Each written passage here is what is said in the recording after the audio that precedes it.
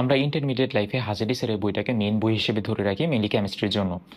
তাছাড়া medical admission test এবং HSC বা ইঞ্জিনিয়ারিং অ্যাডমিশন টেস্ট, যে কোনো অ্যাডমিশন টেস্টের ক্ষেত্রে মেইনলি প্রেফারেবল হাজারি স্যারের বই। বাট আমরা অনেকে জানি না হাজারি স্যারের বইটা কীভাবে পড়বো।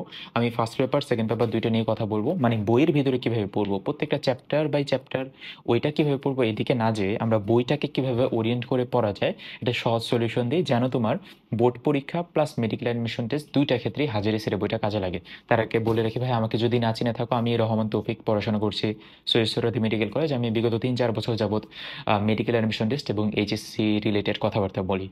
হ্যাঁ, সবার আগে তোমাকে বলে রাখি যে গতানুগতিক যে বইয়ের দাগানো বইয়ের যে পিডিএফগুলো পাওয়া যায় যে বিভিন্ন ধরনের কোচিংয়ে বা বিভিন্ন জায়গায়, ওই তুমি যদি ভাইবা থাকো প্রথমে দাগানো বইয়ের পিডিএফ পড়ে তুমি হাজারি স্যারের বই কিংবা মেডিকেল অ্যাডমিশন টেস্ট বা এগুলা ক্র্যাক করতে পারবা, আসলে তোমার ভুল ধারণা। কেন ভুল ধারণা?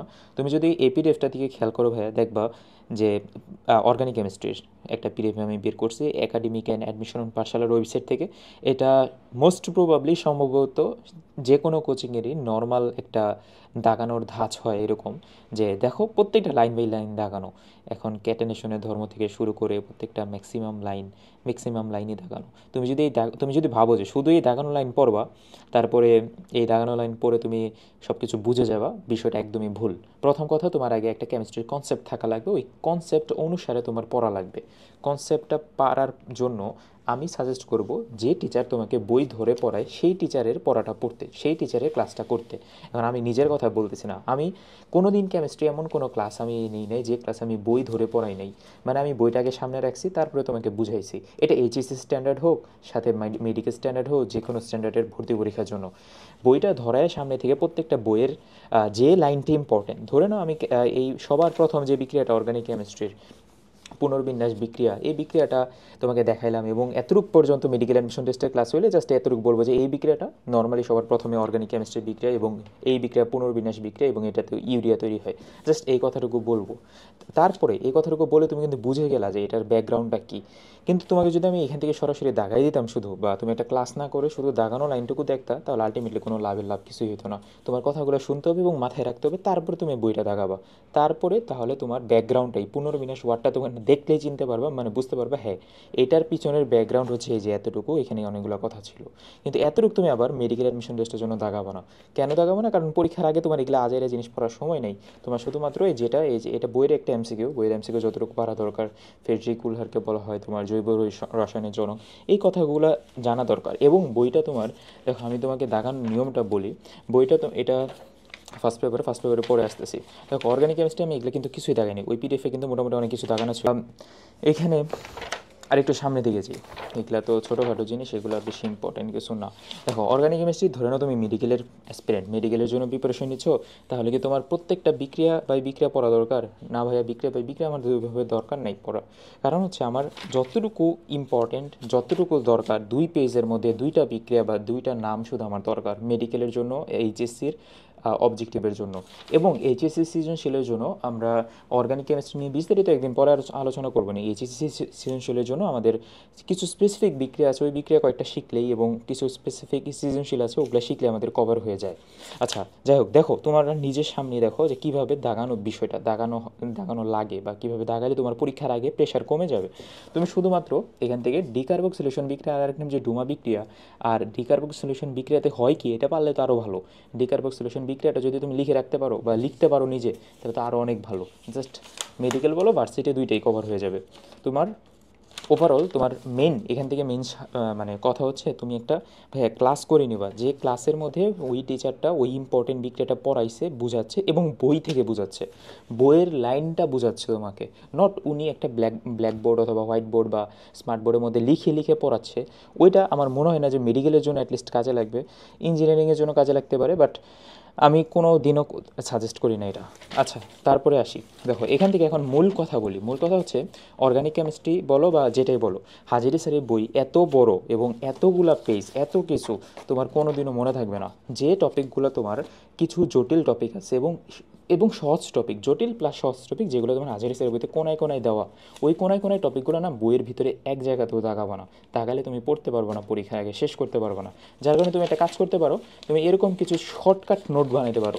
দেখো আমি এখানে একটা শর্টকাট নোট বানাইছি যে 1 2 3 কার্বনের সাহিত্য, অ্যালকোহলের অম্লধর্ম আর এসেন্টের সক্রিয়তা, এটা হচ্ছে 1 degree greater than 2 degree greater than 3 degree.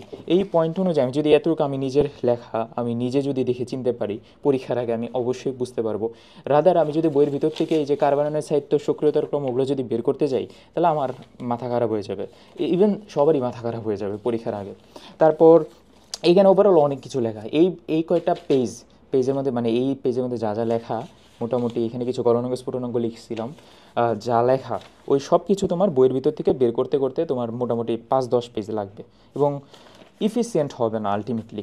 আচ্ছা যাই হোক, সেকেন্ড পেপারের ওভারঅল এই কথা। তারপর সেকেন্ড পেপার স্টোইচিওমেট্রি যে চ্যাপ্টারটা আছে, ওই চ্যাপ্টারের মধ্যে কিন্তু অনেক ম্যাথ আছে এবং ওই ম্যাথের তুমি যদি বইয়ের ভিতর থেকে লাইন বাই লাইন পড়তে যাও, কিছুই লাভ নাই। তুমি আগে এরকম একটা স্টিকি নোট বানাবা বা একটা পেজ বানাবা, যে পেজের মধ্যে তোমার একটা সূত্র লেখা থাকবে এবং শর্টকাট টেকনিক লেখা থাকবে, যে টেকনিক দিয়ে তুমি আলটিমেটলি ভালো একটা তোমার ব্যাকগ্রাউন্ড যেন থাকে, যে এই টেকনিকগুলো আমি জানি এবং এই টেকনিক অবলম্বন করে সরাসরি তুমি বইয়ের এমসিকিউ সলভ করতে যাবা, বইয়ের ভিতরে যতটুকু জানা দরকার ততটুকু পড়তে যাবা, তাহলে তোমার বই তাড়াতাড়ি শেষ হবে। আদারওয়াইজ তুমি লাইন বাই লাইন পড়লে তোমার শেষ হবে না। বইয়ের এমসিকিউ পড়ার নিয়মটা দেখো ভাইয়া, প্রত্যেকটা বইয়ের এমসিকিউ পড়বা প্রথমত, প্রত্যেকটা বইয়ের এমসিকিউ পড়ার পরে প্রথমবার পড়ার পরে তোমার কিছু মনে থাকবে না, স্বাভাবিক। এবং বইয়ের এমসিকিউগুলো এমনভাবে পড়বা যেন তোমার ব্যাকগ্রাউন্ডটা মনে থাকে। যেমন তোমার এই এমসিকিউটার দিকে খেয়াল করো যে তোমার কোন অঞ্চলে হাইড্রোজেন বর্ণালীর ব্র্যাকেট সিরিজ উদ্ভূত হয়? আয়ার অঞ্চল। তাহলে ব্র্যাকেট সিরিজ যদি আয়ার অঞ্চল হয়, বাকি সিরিজগুলো প্যাশন, তারপরে লাইমেন, ওগুলো সিরিজের কালারগুলো কোন অঞ্চলে আসবে, ওরকম তুমি টেকনিকটা তোমার যদি মাথায় থাকে তাহলে কিন্তু আরও ভালো। তোমার একটা এমসিকিউর আন্ডারে সবগুলো এমসিকিউর তোমার পড়া হয়ে গেল। তার আগে কিন্তু ভাইয়া আবারও বলি, ক্লাস করতে হবে এবং বইটা মিনিমাম যতটুকু দেখানো দরকার ততটুকু দেখাতে হবে।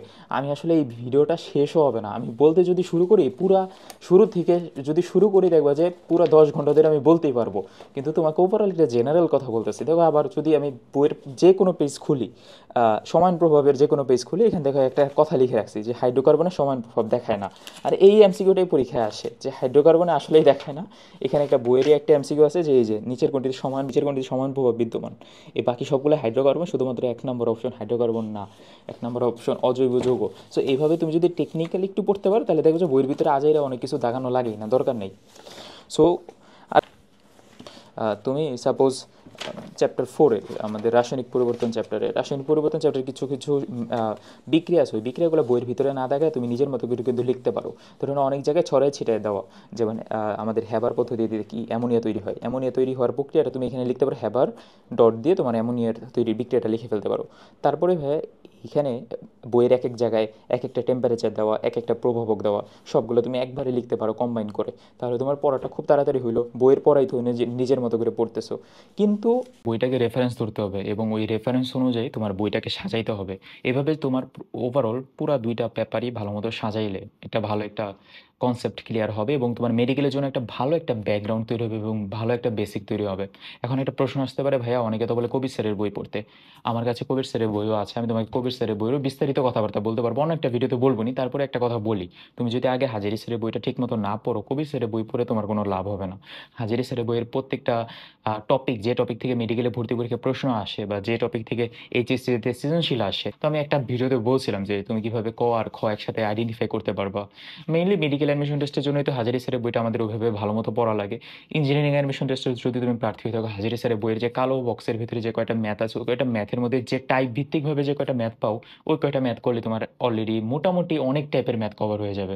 তোমার যে অসংখ্য বই পড়া লাগবে কেমিস্ট্রির জন্য ইঞ্জিনিয়ারিং অ্যাডমিশন টেস্টে, এরকম বিষয়টা না। ইঞ্জিনিয়ারিং প্রশ্ন ব্যাংক সাথে তোমার কিন্তু এই হাজারি স্যারের বইয়ের কিছু কালো বক্সের কিছু ম্যাথগুলো করবো এবং বইয়ের এমসিকিউগুলো তো পড়বোই, কারণ বইটা প্রিলি আছে। কবির স্যারের বইটা তোমার কিন্তু পড়া লাগবে পরে, তোমার যদি হাজারি স্যারের ওই বই ভালো মতো পড়া হয় দেন তুমি কবির স্যারের বই পড়বা। আশা করা যায় যে তুমি একটু হলেও বুঝতে পারছো। আর যদি একটু হলেও বুঝে থাকো তাহলে নিচে কমেন্টে জানাও যে ভাইয়া বুঝতে পারছি যে কিভাবে পড়া লাগবে। না বুঝতে পারলে আমি আবার আরো একটা লেন্দি ভিডিওতে আরো ভালো মতো দরকার হলে বোঝানোর চেষ্টা করবো, বা প্রত্যেকটা ক্লাসে কিন্তু বলি মেডিকেলে কেমিস্ট্রি পড়ার নিয়মটা কি। যখন ক্লাস নেই বোর্ডে, তখন ওই কথাগুলো একটু শোনার চেষ্টা করো বা ক্লাসগুলো দেখার চেষ্টা করো। ঠিক আছে, ধন্যবাদ ভাইয়া, আজকে এই পর্যন্তই রাখি, দেখা হচ্ছে পরবর্তী ভিডিওতে।